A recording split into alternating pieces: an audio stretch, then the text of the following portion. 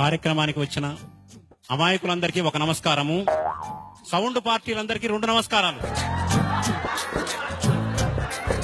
ఇక్కడ మహిళామణులు సోదరీమణులు చాలా మంది ఉన్నారు, వాళ్ల కోసం చెబుతున్నాను.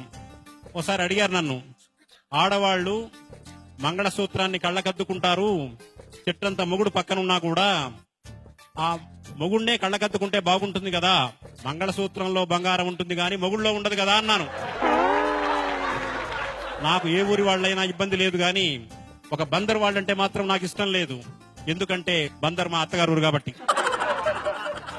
ఎంత ఆనందం అండి, మీరు కూడా నా టైపే అనుకుంటున్నాను. ఎవరి టైప్ వాళ్ళని వాళ్ళు ఈజీగా గుర్తించగలరు.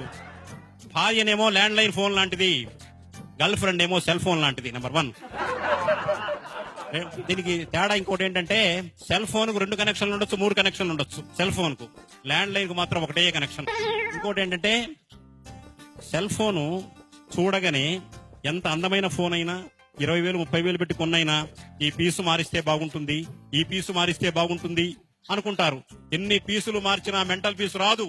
ఒక ల్యాండ్ లైన్ వల్లనే మెంటల్ పీసు వస్తుంది. సెల్ ఫోను ఛార్జ్ చేస్తేనే పనిచేస్తుంది, రీఛార్జ్ చేస్తేనే పనిచేస్తుంది. ల్యాండ్ లైన్ కు ఛార్జింగ్ అవసరం లేదు, రీఛార్జింగ్ అవసరం లేదు. ఆ తాతగారు ఏం పలకడం లేదంటే సెల్ ఫోన్ 2-3 ఉన్నాయని నాకు డౌట్ గా ఉంది. ఇంకో విశేషం ఏంటంటే, సెల్ ఫోను ఛార్జ్ చేస్తే పనిచేయడం, రీఛార్జ్ చేస్తే పనిచేయడమే కాదు, ఇంకొక పెద్ద సౌకర్యం ఉంది అందులో. దాన్ని వైబ్రేషన్ లో పెట్టుకోవచ్చు, సైలెంట్ మోడ్ లో పెట్టుకోవచ్చు, స్విచ్ ఆఫ్ చేయొచ్చు. కానీ ల్యాండ్ లైన్ స్విచ్ ఆఫ్ చేయడం ఎవరి తరమో కాదు. మోగిందంటే వీధి మొత్తం వినిపిస్తుంది.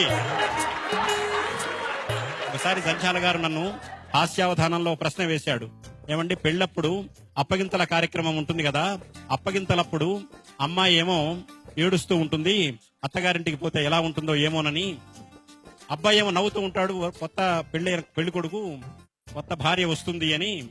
మీరేమంటారన్నాడు. నేను చెప్పాను, ఏం లేదు, అమ్మాయి అప్పగింతల కార్యక్రమంలో ఏడుస్తుంది, ఆ అమ్మాయికి అది ఆఖరి ఏడుపు.